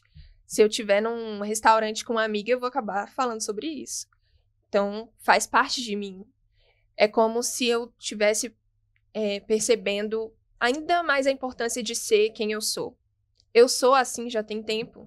Isso faz parte do meu trabalho com casamentos já tem tempo. Eu só tô falando sobre isso agora. Mas isso já acontece faz tempo. Contatos também com pessoas desencarnadas, conseguir trazer mensagens, às vezes, dessas pessoas nos discursos dos casamentos. É uma coisa que às vezes eu faço também e que eu sempre fiz e nem sempre eu contei pro casal, sabe? Quando começou, na verdade, foi... Vou contar sobre esse casamento específico. Por favor, que eu já fiquei extremamente curioso agora. Com certeza a nossa audiência também. Essa cerimônia, ela estava marcada com antecedência, já estava tudo certo, já estava chegando a data, quando um familiar muito próximo da noiva veio a falecer. E isso abalou muito ela e a família, e a cerimônia não aconteceu, né? Foi adiada, e aconteceu bastante tempo depois. E eu conversei com ela para perguntar se ela gostaria que eu falasse sobre o assunto durante a cerimônia, no discurso, porque sim, é uma pessoa extremamente importante que fez parte da história desse casal, mas também é uma emoção muito forte, que poderia ser algo muito forte, ainda mais por estar relativamente recente, o falecimento, e ela me falou que sim, que ela gostaria sim, pedi para que ela me contasse algumas coisas sobre essa pessoa, para que eu pudesse me conectar, entender como que é a energia dessa pessoa. E aí, eu já tinha tido uma experiência que foi mais espontânea, que eu não busquei, de contato com uma pessoa desencarnada. E essa foi a primeira vez que eu falei assim, eu vou tentar fazer isso. Será que eu consigo? Eu já sei que o mundo espiritual existe, eu já tive outros contatos de forma mais espontânea. Eu vou tentar dessa vez. Enfim, eu comecei a conversar com os meus guias, conversar com os guias dessa pessoa falecida, para pedir que ajudassem, que ajudassem, que se fosse uma coisa benéfica para todos, porque eu queria que essa pessoa fizesse parte da cerimônia, porque era importante para o casal, e também eu senti que era importante para essa pessoa também. E aí eu, quando fui escrever o discurso, fiz uma meditação e comecei a conversar mentalmente, e a resposta veio. Eu, com um caderninho aqui do lado e uma caneta, em estado meditativo, comecei a escrever. E me vieram 3 frases. Eu amo muito ela, eu quero que ela seja feliz, eu vou estar na cerimônia. Nossa, que incrível. Vieram essas 3 frases que eu tive certeza, assim, foi uma comunicação telepática. E a partir dessas 3 frases, eu desenvolvi no discurso, dediquei uma parte só para falar sobre essa pessoa, e fui escrevendo o discurso ainda em estado meditativo, para eu me conectar com a minha intuição de forma mais forte, e aí eu escrevi. E quando chegou na cerimônia, eu sabia que ele ia estar lá. E a gente sabe que quando tem uma pessoa desencarnada próxima, eu sinto, as emoções, elas se misturam muito. E afloram, né? Você se torna mais perceptivo, como se canais se abrissem e você, que nem uma esponja. É incrível, a gente se sente bastante sensível e conectado com o que está à volta. Sim, eu já cheguei conversando com essa pessoa, acalmando essa pessoa e falando, né, vamos fazer esse trabalho aqui em conexão. E foi uma emoção muito forte, porque tinha essa pessoa perto de mim, porque a família estava muito sensibilizada, porque a família estava ali perto. Foi uma coisa que eu pensei que talvez eu não fosse conseguir quando eu cheguei lá. Meu Deus, como é que eu vou fazer isso? Porque eu estava chorando junto. Desafiador, porque as emoções estão ali passando como um fio condutor, né? Eu até brinco, com fio descascado, o ser humano é condutor de energia, todo mundo vai sentir, cada um na sua intensidade. Sim. E aí eu consegui, foi uma cerimônia muito linda, muito emocionante. Quando acabou, também parecia que não tinha um pingo de energia no meu corpo, que eu ia quase desfalecer, assim. Nossa. E eu me senti bem fraca. Eu também fui aprendendo ao longo do tempo que eu preciso me fortalecer, que não é sempre que vai dar para eu fazer isso, porque eu preciso fazer de uma forma que seja segura para mim. Não adianta eu entregar toda a minha energia para uma situação e não sobrar nada, porque é minha energia vital também, sabe? Com certeza. Mas foi importante para o aprendizado. Interessante o que você está trazendo agora, Cristina, porque até o nosso tema e o título dele, né? No altar da ancestralidade, amor e casamento. E o que você acabou de passar é uma das vertentes que embasa as filosofias de matriz africana. A ancestralidade como um fator de reverência e de sustentação da sua raiz hereditária, seja ela biológica ou espiritual, para que a gente tenha nesta ancestralidade os aprendizados necessários para dar sustentação à vida. Até porque na nossa filosofia a gente aprende que nos primórdios da existência o ser humano teve que se conectar a essa natureza viva para ter todo o seu aprendizado. E a gente vê isso constantemente em todos os canais. E você representar isso agora para mim, vou até brincar com você. Eu recentemente assisti o filme Moana 2.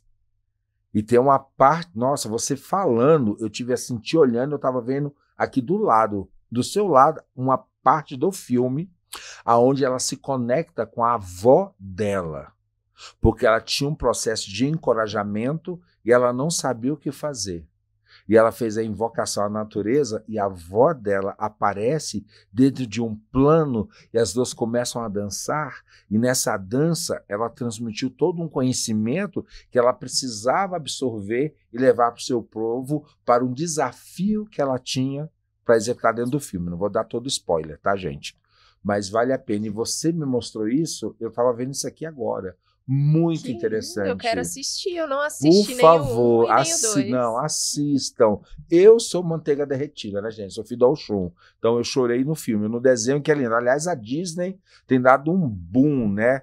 Dentro das temáticas que trazem dentro dos povos originários, né? Se a próprio desenho respeita os povos originários, porque o humano não vai respeitar. E a gente aprende isso tão bem, né? E é incrível o que você está falando, que é exatamente isso. E eu fiquei mais impressionado com o nosso insight de trazer o título do tema de hoje exatamente com a fala que você acabou de falar. O quão é importante estarmos conectados com tudo e com todos. E que essa experiência da sua espiritualidade, que começou lá quando você era pequena na infância, que te trazia essa sensação de não estar sozinha, né? E ao longo da sua caminhada, dos seus questionamentos, né?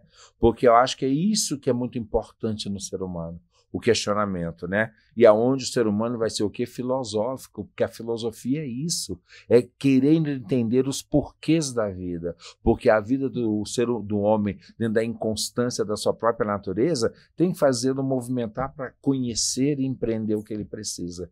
Gostei muito da sua fala e fiquei muito emocionado. Muito mesmo. Maravilha.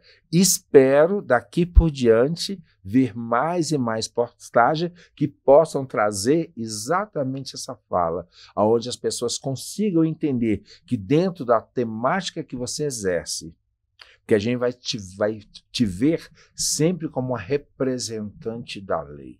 E sabe o que a sociedade passa? Como se um representante da lei ele fosse só material, ele fosse só ortodoxo dentro de uma caixinha, que é o segmento do que a escrita determina. Mas não, existe sensibilidade, alma, existe pertencimento, existe essa intuição que vai fazer com que a gente consiga trazer para a vivência de cada um a experiência que muitas das pessoas que vão nos escutar passam no seu cotidiano. Show de bola. E depois que você tem feito essas postagens, eu vou te perguntar isso, você cria uma intimidade com os casais que você celebra os casamentos, ou aquele momento de comunhão existe só na hora que você vai buscar a fala, a narrativa da história de cada um, o momento que você tem que ter o seu insight para fazer o seu discurso, ou existe algum casal que depois gere algum nível de pertencimento, de amizade, e que você comunga algum outro momento de pertencimento? Acontece de eu ficar mais próxima de alguns casais, sim, de eu desenvolver um sentimento de amizade. Acontece sim. Com a maioria, a entrega é muito ali relacionada à cerimônia, ao casamento. Mas, de vez em quando, extrapola. E hoje, como eles veem essa Cristina trazendo à tona essa emoção, essa sensibilidade espiritual? Para eles é uma surpresa ou não? Engraçado, porque quando a gente fica com essas dúvidas, eu vou falar sobre isso, uma temática que é muito... que foge da normalidade, o receio de eu não ser bem vista. Isso tudo trava a gente, faz a gente, às vezes, atrasar uma coisa que a gente acha que é importante, que a gente quer levar para o mundo. Mas como fazer isso conecta a gente com pessoas que também têm as mesmas buscas. Isso é muito importante. Então, depois que eu comecei a falar sobre isso, eu tive casais me procurando justamente por isso. Olha que interessante. Ou seja, né, a própria frequência dessa energia gerada captou quem vibrasse da mesma forma, né? O que é o que a gente está querendo aqui com você. Porque a gente entende que pessoas que têm o perfil que você tem e essa história de vida guerreira para desbravar os cenários onde o próprio feminino às vezes é colocado em segundo plano, que a gente sabe que hoje não tem tanto, né? Mas a gente sabe que às vezes pode se tornar uma questão mais rígida, e você conseguir sentir na liberdade de extravasar é interessante, sem medo de sofrer o preconceito, né? É uma parte guerreira que você tem que exercitar e que, com certeza, como você tem uma mentora, você tem seus mentores, você tem toda a sua meditação, a sua forma de se canalizar com essa espiritualidade, você deve estar sendo muito bem guiada, até pelas falhas e pela própria proposta do que você faz para a gente. Muito legal e interessante, gostei.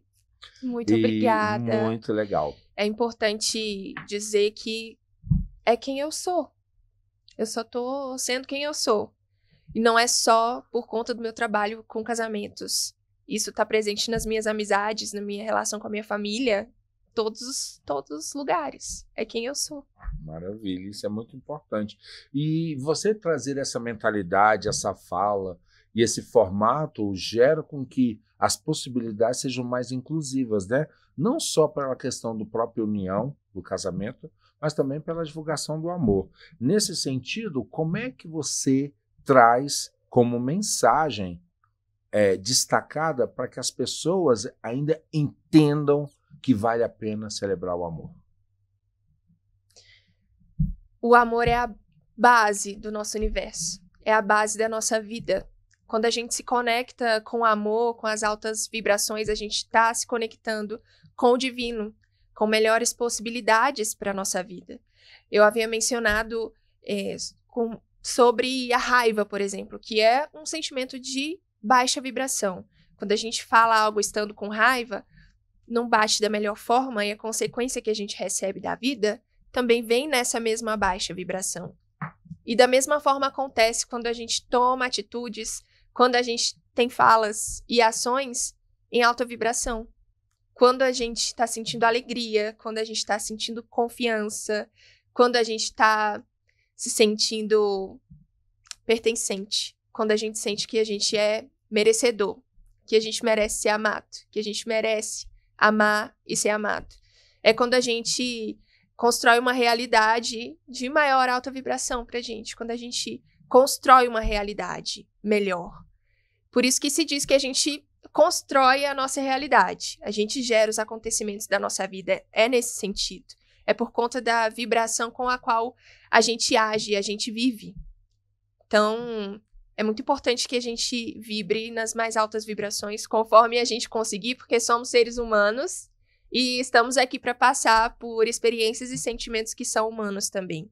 A oscilação, ela é normal. Por mais que a gente tenha todo esse conhecimento, por mais que eu seja uma pessoa espiritualista, vamos dizer assim, nem 100% do tempo eu consigo estar completamente confiante, completamente alegre. Eu continuo sendo um ser humano e é muito importante que a gente não se julgue tanto, que a gente tenha compaixão por nós mesmos. Não é fácil estar aqui, a gente está aqui dando o nosso melhor e que a gente siga em frente. Que cada oportunidade, cada interação que a gente tenha, que a gente lembre da importância de ser gentil com as pessoas, de ser amoroso, de ser alegre. Eu acho que a alegria e a felicidade é uma das maiores revoluções. Falando aqui do povo negro também, porque quantas coisas essas pessoas vivem desde que nascem. A nossa autoestima é uma coisa que é muito importante de ser cultivada. E a alegria é muito importante para isso. Quando a gente está alegre, a gente sente que a gente merece amor, que a gente merece ser cuidado e que a gente cuide de nós mesmos, que a gente cuide da nossa vibração. Muito linda a sua fala e traz exatamente um dos aspectos que a gente quer, que é a valorização, a autoestima pela sua origem, pelo seu pertencimento, e que você entenda que dentro desse processo é necessário que a gente coloque dentro da perspectiva do casamento, da união e do amor, que as pessoas se sintam um processo integrado disso. Até porque eu falo muito, você só pode amar ao outro se você amar a si. Até porque dentro da filosofia iorubá, na visão dos orixás, você só pode dar ao outro aquilo que você tem em sobra. Então não adianta dar para o outro aquilo que você não tem. Então é importante, sim, dentro desse resgate, você se amar, você se gostar, você se entender como partícipe de um processo de evolução, onde todo mundo tem que contribuir e fazer a sua parte. Muito show de bola. Mudando um pouquinho a nossa temática, porque hoje eu estou com um bichinho ranran da curiosidade, e vou fazer uma pergunta, talvez que você não possa ter vivenciado, mas se sim, eu quero saber que desafio você passou e como você saiu disso. Quando um casal vai procurar para você fazer a cerimônia, você vai escutar a história de cada um. E às vezes, eu como sacerdote passo muito por isso. Às vezes você vê no casal que um quer mais do que o outro casar. E de acordo com a pesquisa que você vai vendo, você já percebe, tô vendo que esse casamento não vai muito longe. Quando você se depara com a situação dessa, você chega a aconselhar o casal para ter uma visão mais concisa da tomada de decisão que eles estão tendo? Como é que isso passa para você dentro desse processo de construção de amor? Porque as pessoas, para amar, é deixar livre, né? Não pode ser também um ato de obrigatoriedade. E eu me deparo muito, enquanto sacerdote, com situações onde as pessoas querem casar, às vezes, por obrigatoriedade, porque gerou um sentimento ou de culpa ou de responsabilidade, onde o amor está sendo deixado em segundo plano. Você já passou por alguma situação dessa? Já passei, sim. A gente acaba sentindo, né, nas interações, quem tá querendo mais, quem tá querendo menos. E acontece também da gente ver, às vezes, uma pessoa que não trata tão bem a outra, né? E o que eu faço é aproveitar o momento do discurso para trazer um esclarecimento e uma reflexão, um fortalecimento com relação a isso. Eu escolho as minhas palavras com base naquilo que aquele casal precisa. Né? É importante, porque há de se ressaltar a responsabilidade do passo que eles estão dando e que não seja em vão, né? Isso é interessante. E agora, voltando um pouquinho dentro da nossa africanidade, que é legal também para a gente trazer isso em baila. Você falou há pouco da necessidade do amor e que o povo negro, que o negro tem que ter. Nesse sentido, dentro do processo da união, existe muita procura para um casamento dentro das tradições afro-brasileiras de matriz africana, que religiosamente as pessoas pertençam, ou não? Todo mundo acaba buscando um caminho onde é dito mais comum dentro do que a sociedade prega? É a minoria. A maioria das pessoas acaba buscando um caminho mais comum. Mas eu acredito que todo mundo tem esse direito, né, de escolher aquilo que às vezes sempre sonhou. É o que a gente vê nas novelas desde sempre, a vida toda, esse formato de casamento. Então, se esse é o sonho da pessoa, por mais que seja de uma forma mais tradicional, que ela queira, que seja da melhor forma possível, da forma mais amorosa, da melhor forma. É interessante essa respeitabilidade, mas importante também saber que dentro dessa possibilidade das pessoas saberem, através do nosso podcast, pela entrevista de hoje, que existe sim uma juíza de paz, uma celebrante de cerimônias matrimoniais que respeita a sua identidade cultural, que respeita a sua tradição e que na sua tradição você pode efetuá-la, você pode professá-la da melhor forma possível. Até porque cada vez no mundo muito mais moderno e muito mais permissível, a gente tem que trazer sim as nossas identidades culturais, os nossos valores espirituais, para que ressalte o seu pertencimento sem medo de cor, de credo, de raça e, acima de tudo, que na celebração do amor que une as pessoas, você também pode realizar o seu sonho dentro daquilo que você se sente pertencente. Como exemplo do casal que, ao jogar pétalas de rosa, que representa o amor, que representa a suavidade, a beleza, a candura e o encanto, jogou doces para as crianças espirituais, que têm a responsabilidade de trazer o quê? O bem-estar, a união, a conexão, para que as pessoas consigam entender que na diferença se converge para um bem maior, que é o amor e a união. Adorei, muito show de bola, viu, Cristina? Eu gostaria aqui agora que você trouxesse para a gente um exemplo, se já existiu alguma, não precisa dar nome ao santo, vamos falar só do milagre. Se já existiu alguma personalidade social que te procurou para fazer alguma cerimônia em privacy ou aberta e que você achou bem diferenciada?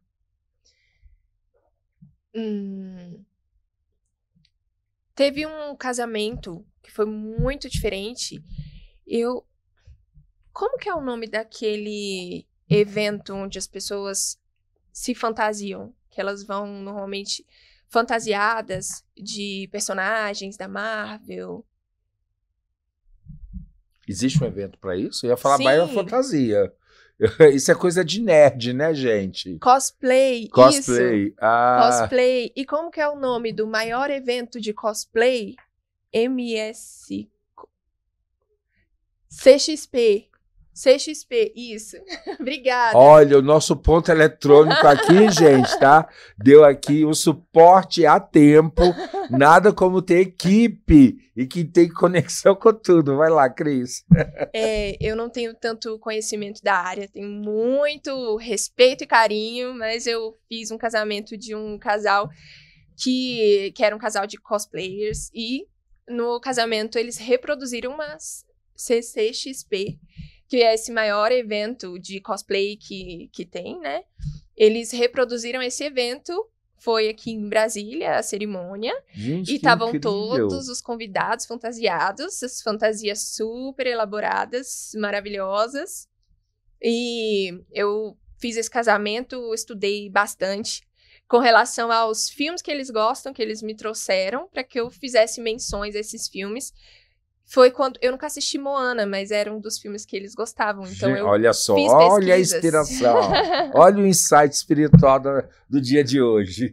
Eu perguntei para eles quais eram esses filmes principais, né? E trouxe algumas falas, trouxe a identidade deles para esse casamento.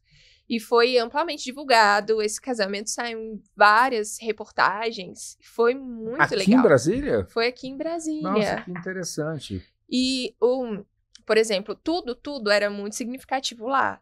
O tapete, que normalmente é um tapete vermelho, onde acontece o cortejo, né? A entrada do casal, a entrada dos padrinhos, madrinhas. Eles fizeram uma história em quadrinho da história deles, né? Olha, que Cada era dividido em interessante. quadrados, desenhos lindíssimos, muito maravilhosos, Muito elaborado. bem de contando a nerd. história deles numa história em quadrinho. E o último quadrinho tinha eu celebrando o casamento. Eu tava lá, né? Você tá brincando. Coisa mais linda, maravilhoso. Que legal. E você teve que ir fantasiada também ou não? Eu não fui fantasiada. A parte normalmente nas cerimônias onde vai ter pista de dança, tem um quadrado destacado em algum lugar, assim, onde as pessoas vão dançar. E aí, nessa cerimônia, tinha um quadrado, assim, destacado, que era aquele joguinho Pac-Man, desenhado no chão. Então, tinha todas essas referências. E foi muito legal, um dos casamentos mais diferentes que eu já fiz. Imagino o que ele não deve ter dado de bochicho, né? Porque é realmente muito diferenciado. E imagino Sim, virou você notícia. Imagina você elaborar o seu texto do discurso totalmente alinhado, embasado dentro dessa temática nerd. Muito interessante. Tá vendo como a gente tem, gente, que pegar o entrevistado aí, puxar, espremer, que tem conto, tem história. Eu imagino tudo que você não possa ter vivido. Show de bola. Deixa eu te perguntar. Eu já andei sabendo também, uma mosca me contou que você adora viajar. Gosto. E quando você viaja, você é uma observadora das culturas locais. Até porque, como você é uma verdadeira storyteller ambulante, que a verdade é essa, né? Onde você consegue, nas suas narrativas empoderadas, trazer esse resumo, né, memorável das histórias do casal. Quando você viaja, o que te mais chama de atenção para que você consiga observar nessa cultura local um fator e um parâmetro para suas experiências na profissão que você tem? Eu realmente gosto muito de viajar. Eu acredito que os lugares, quando a gente sai, né, da nossa cidade, as coisas vão mudando e não precisa nem ir tão longe. Que eu realizo casamentos também fora do DF, como celebrante, cerimônias simbólicas. E eu celebro muitos casamentos no Goiás, por exemplo. Eu acho muito legal, porque a gente pega a estrada e saindo de Brasília, quando você tá ouvindo a rádio, as coisas já modificam.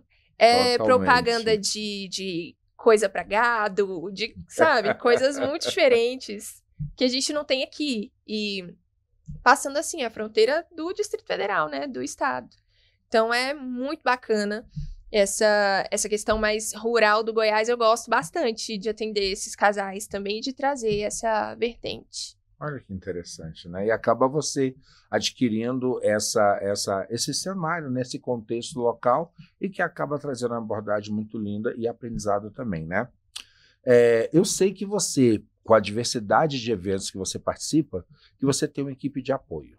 Lá vai eu militar, hein? Fica tranquilo, não é sinuca de bico não, mas é algo que é interessante. Você, quando vai trabalhar com sua equipe, lógico que você não pode pegar alguém que seja na caixinha. Você tem que buscar alguém para estar te dando o apoio e suporte, seja fora da caixinha. Você busca, dentro de uma equipe multidisciplinar, alguém que seja como você, não de trajetória, mas de filosofia de ideal de vida, ou você vai buscar simplesmente pessoas que tenham competência curricular? Atualmente, minha equipe sou só eu mesma. Atualmente, né? Mas eu já tive equipe que fazia postagens para mim nas redes sociais, né? Equipe de social media, e já tive também assistente que fazia atendimentos para mim. E eu sempre busquei pessoas para além da competência, para a atividade a que se propunham, que tivessem esse olhar mais acolhedor e mais inclusivo também, porque eu atendo muitas pessoas que são LGBT, QIAPN+, pessoas negras, enfim, eu quero que todos sejam tratados com carinho, com naturalidade. Então, eu costumava buscar dessa forma. Mas, atualmente, eu que estou fazendo os atendimentos, eu que estou fazendo os posts no Instagram, atualmente estou sendo minha equipe. Equipe. Equipe, exatamente. É interessante, independente porque ao longo do tempo, momento, né? a gente vai passando por fases, né? Uhum. Então, essa é a minha fase atual. Entendi. E dentro desse trabalho que você exerce, não só pela parte de ser juíza de paz ou cerimonialista, mas mais pela nova etapa... Celebrante. Celebrante, desculpa. Mais por essa nova etapa que você está desenvolvendo da sua espiritualidade. Você tem buscado participar de workshop, de buscar um conhecimento além, ou você tem sido somente autodidata com as suas experiências pessoais e livros? Porque livros é realmente a fonte de sabedoria que todos nós buscamos, né? Sim. Mas como tem sido essa sua vivência coletiva? Você já teve, buscou, que hoje em dia, até no mundo digital, né? A gente pode participar de muita coisa, né? O que você faz que é interessante e que você poderia divulgar como um caminho para todo mundo que tem essa mesma sensibilidade que você tem, que tem essa mesma busca, mas que às vezes está muito presa em si mesmo e não sabe ter uma direção? Porque eu acho que você foi muito desbravador. Eu já te conheço há um bom tempo e hoje aqui tive novidades que foram fora da caixinha. Eu acho que os livros, eles são sempre uma importante base, mas livros não só sobre espiritualidade, porque eu estudei muito sobre funcionamento nosso, funcionamento do humano, funcionamento do subconsciente, como que a gente tem, muitas vezes, gatilhos e situações onde a gente age de uma forma quase que automática e a gente não sabe o porquê. É porque a gente tem alguma coisa guardada no nosso subconsciente que a gente não lembra exatamente qual foi o acontecimento ou o trauma ou a situação, mas que reverbera até os dias de hoje. Então, eu estudei também muito sobre isso, sobre como que funciona essa parte, sobre física quântica, sobre a história do planeta Terra, que eu acho muito interessante, as civilizações antigas que já existiram aqui, como nós passamos por muitas fases da nossa vida, o planeta Terra também passou por muitas fases. E eu acho que todo esse conhecimento é extremamente importante. Mas não são só livros que eu leio, eu estou sempre participando de algum curso, eu fiz um curso recentemente sobre oráculos e faço cursos, bastante coisas também estrangeiras atualmente, eu estou me conectando bastante com canais estrangeiros, canais de médiums, porque as coisas não estão só aqui onde a gente vive, né? Tem uma médium, uma espiritualista que eu gosto bastante, que se chama Elúnia. Eu me aproximei dela porque ela fala bastante sobre o Egito, e eu amo Egito. Eu tive uma fase de ler muito sobre o Egito, né? E o Egito tinha essa vertente, o Egito Antigo, essa vertente espiritualista também, com iniciações espirituais que aconteceram na história do Egito, coisas muito interessantes e que eu gosto muito. É preciso que a gente olhe para esses conteúdos com o coração, porque o nosso coração aponta o caminho. Então, muitas vezes a gente está olhando alguma coisa na internet e o coração bate mais forte. Eu sou muito guiada por essa bússola com relação a qual livro eu vou ler, qual curso eu vou fazer, de qual pessoa assim que eu vou me aproximar para obter conhecimentos. Então, a Elúnia tem um canal no YouTube, tá nas redes sociais, escreve Elune com um tio em cima do N. Então, eu tô ali no grupo de membros dela, tem uma contribuição mensal que a gente faz, e ela sempre faz meditações coletivas. Eu gosto bastante de meditação, então eu participo das meditações coletivas dela. Tem muitos vídeos canalizados, que ela canaliza seres que contam várias coisas interessantíssimas sobre como a gente caminhar nessa transição planetária, que é uma transição que também é nossa, que também é interna. Então, é isso. Maravilha, maravilha. Você trouxe aí um pouquinho nessa fala da possibilidade de a gente desenvolver a nossa sinergia, né? Por mais que a gente tenha essa intuição, esse insight, essa canalização, isso tem que estar dentro de um propósito que nos leve para um caminho comum de crescimento, de bem-estar e de explorar essas potencialidades, né? Agora a gente falou tanto de africanidade também, né? E trazendo um pouquinho essa vivência, você falou que por causa do casamento que você fez da matriz africana, você buscou ler o Odudu, o Baba King, né? Hoje ele é um expoente, um sacerdote nigeriano, radicado no Brasil há mais 40 anos, e que traz a verdade dos orixás.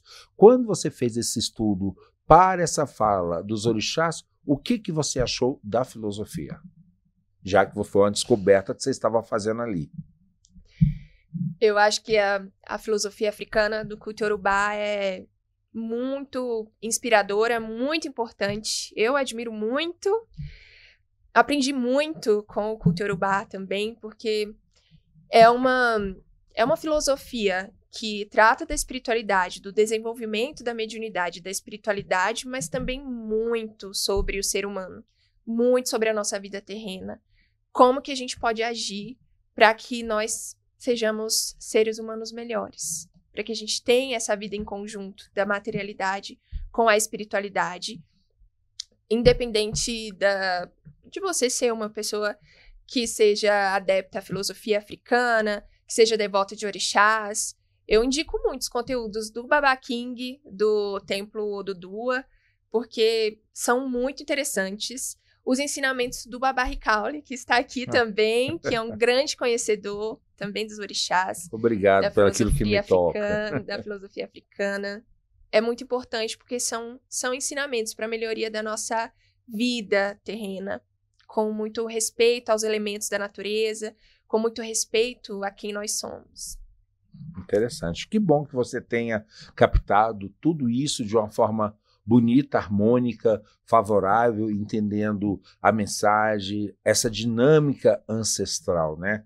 Porque a gente fala muito de ancestralidade como veia de você fazer registros ao longo da história, de trazer a educação em cima desses registros e que você consiga trazer uniformidade de ritualísticas, pertencimento de saberes que vão fazer com que a comunidade se desenvolva em cima de um credo e de uma crença que faz com que o pertencimento não seja jogado de fora e que te conecte com essa natureza dentro das filosofias, dentro da cultura dos orixás, Cristina, porque ela é filosoficamente embasada. Faz com que você pense, com que você entenda que tudo tem razão de ser, nada é por acaso, e que promove ao ser humano a possibilidade dele exercer seu livre-arbítrio, tendo política de consequência, sabendo que ao plantar ele vai colher, e o melhor, faz ele perceber o Deus como ser supremo, os deuses, os orixás como força da natureza, permite ao homem que na sua interação entre eles promova a harmonia da coletividade, mas que não esqueça que a salvação é individual e cada um tem que fazer sua parte. E aí sim, o amor é mola mestra para tudo. Nossa, muito lindo. E já estamos quase chegando ao fim desse bate-papo, que se a gente deixar, vai aqui o resto do dia. E eu queria pedir para você, Cristina, uma mensagem impactante, nem precisa falar que sua fala já é. Você fala tudo com muito amor, a gente vê a verdade nos seus olhos que brilham. Mas dentro de uma visão africana ou afro-brasileira, mas para a nossa comunidade negra, né, esse pertencimento de você não se aquietar, não se incomodar, não se apequenar diante daquilo que você vive e que você tem vontade de realizar dentro do amor, do casamento, e que você possa ressaltar a sua identidade cultural, a sua identidade religiosa, para que dentro dessa percepção, no casamento, na sua religiosidade, o amor seja uma temática sempre constante. Por favor, suas considerações.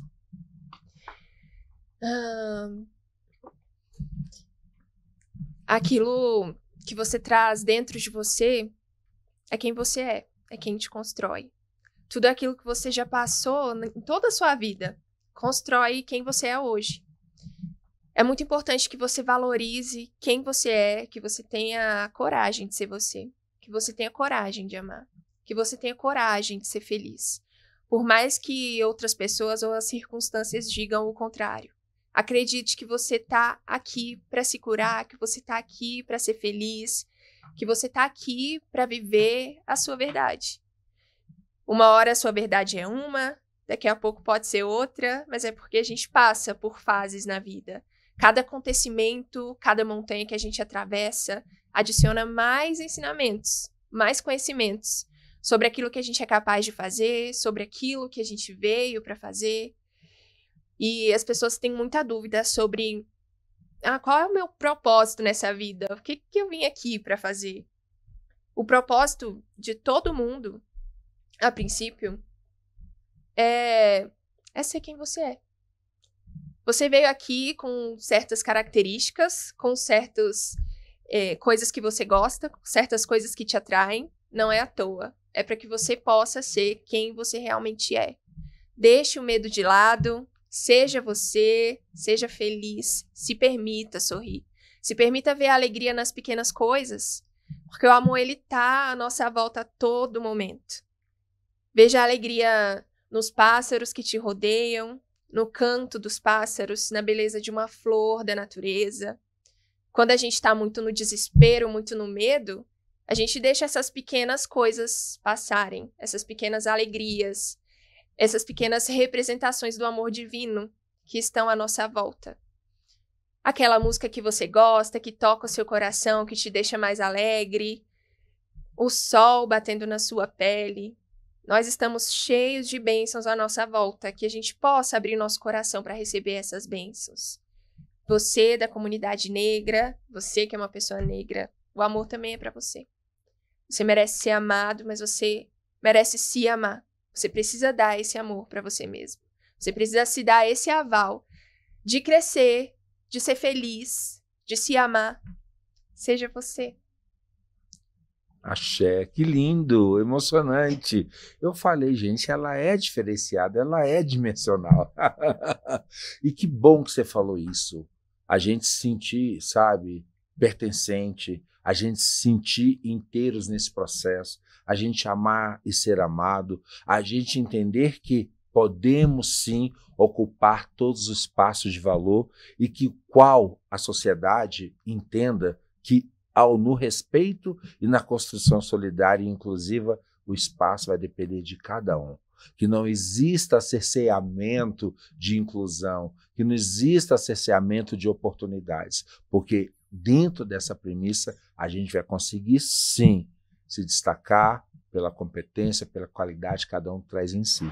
E é isso que a gente queria exaltar dentro desse episódio de hoje. Estamos chegando ao final do nosso episódio, muito rico, muito lindo, mas eu gostaria de deixar aqui para vocês uma mensagem. somos guerreiros por natureza. E como guerreiro significa que temos que lutar. Mas a nossa luta hoje, gente, não é a guerra, não é o ódio, não é a confusão. A luta do guerreiro que hoje existe é a luta da sobrevivência. E entendemos que nessa natureza, nessa humanidade, só venceremos se todos estivermos juntos. E aprendo diariamente, não só com a minha filosofia, com o aprendizado do meu sacerdote Baba King, com o aprendizado com meus colegas sacerdotes dentro das comunidades das quais eu faço parte, que sim, o amor constrói. Que sim, o respeito é necessário. E aprendi e continuo reafirmando sempre que respeitar é deixar ser. E é assim que a gente tem que fazer. Fazer com que cada um seja o que precisa ser para se qualificar e se realizar nessa existência. Bem, gostaria de deixar aqui para a audiência que aqui vamos deixar um card aonde você vai conseguir clicar nesse card para acessar os nossos outros episódios. Por favor, não se esqueçam, venha nos prestigiar o Afropod, esse canal que está querendo trazer um diferencial dentro da africanidade que todos nós temos pertencimento e origem e queremos exaltar sempre, tá bom? Com dignidade, respeito e qualidade. Bem, não dá para a gente chegar ao final do nosso episódio sem agradecer o nosso patrocinador. Gostaria aqui de agradecer a loja Toque Africano, aquela que me veste de forma única e exclusiva. Inclusive fizeram-me uma pergunta, que cada roupa que eu estou vestindo dentro da temática do tecido africano tem insígnias e traz elementos importantes. E me perguntaram se eu poderia definir essa minha roupa. Eu falei, claro, ela representa o pássaro dentro de um globo, que é a Terra, a Mãe Terra, o planeta Terra, onde você tão bem ressaltou, e que esse planeta, sim, está passando por um momento de regeneração.